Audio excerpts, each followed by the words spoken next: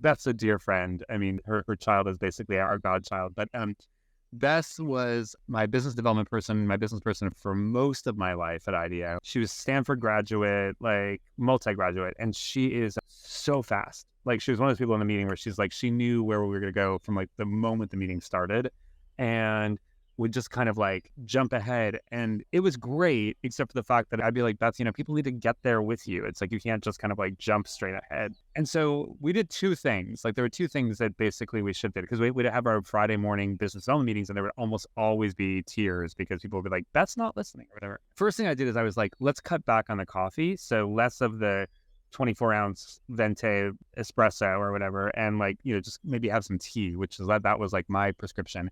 But then this funny thing happened, which is that there was a baby boom in Beth's life, and she had promised that she would do blankets for every baby in her life. And in order to do that many blankets, she was crocheting nonstop. And so gradually, she brought her crocheting into the meeting. Very gendered, right? It's like, here's a woman bringing baby blankets into a room where there's a lot of kind of gender perceptions. But what happened is that kind of quiet act of basically mindfulness, where she had to pay attention to what it was like to crochet and pay attention to the conversation, radically slowed down.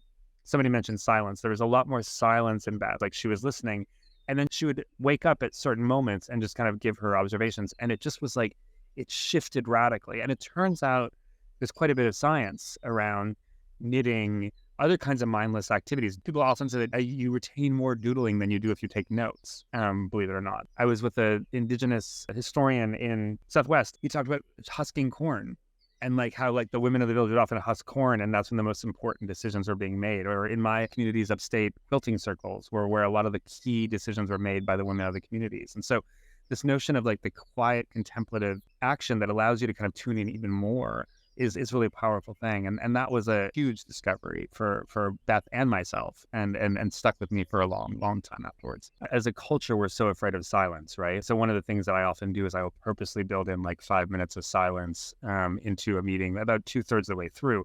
And what that does is when we're in silence, a different kind of mental activity happens. The psychology of creativity says that silence actually allows you to make connections in ways that you wouldn't otherwise. And so if you build like a 5-minute, like, why don't you just kind of take quiet notes in the middle of the meeting, you'll often find people are entirely refreshed for the last third and can often move forward into some kind of action. We often think about like silence in the beginning of a meeting as a way to kind of take a break from the otherness of the day.